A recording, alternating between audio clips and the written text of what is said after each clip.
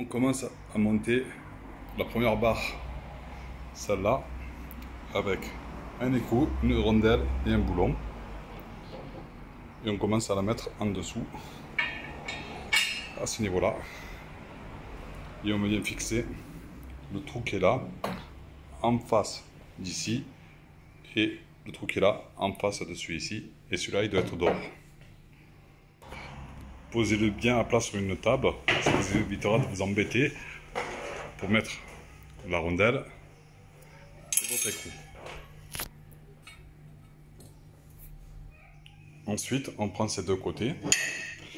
Il y en aura un qui va aller en haut et l'autre qui va aller en dessous. Une fois qu'on a posé celui d'en haut, on tourne la pièce.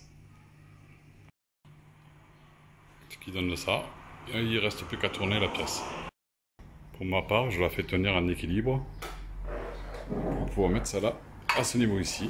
Ça sera beaucoup plus simple pour moi.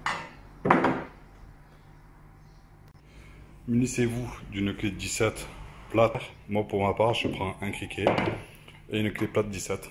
Je maintiens à ce niveau avec la clé plate et avec la douille. Je le mettrai de l'autre côté, vu qu'elle est un peu plus longue, qu'elle peut remplacer la pipe. Plus qu'à serrer. Voilà, le tout est serré. Il ne reste plus qu'à monter cette partie-là. Pour cela, il suffit de redresser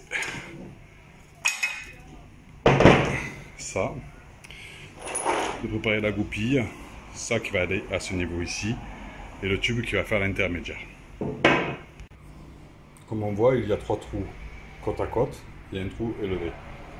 Le trou qui va en haut va soit à la partie en haut, soit à la partie en bas. Et pareil pour ici.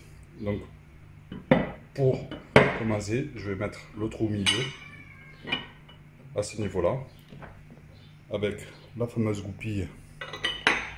Ensuite, on met la goupille et on vient passer ça à ce niveau, à peu près à la bonne hauteur. Alors, n'oubliez pas que ça, c'est pour mettre le tube, pour pouvoir mettre la barre, pour pouvoir presser. Donc ça, je le mets à ce niveau-là et je vous reprends. Voilà, donc c'est bien placé. Donc maintenant, il ne reste plus qu'à trouver un pneu et tester pour essayer de démonter.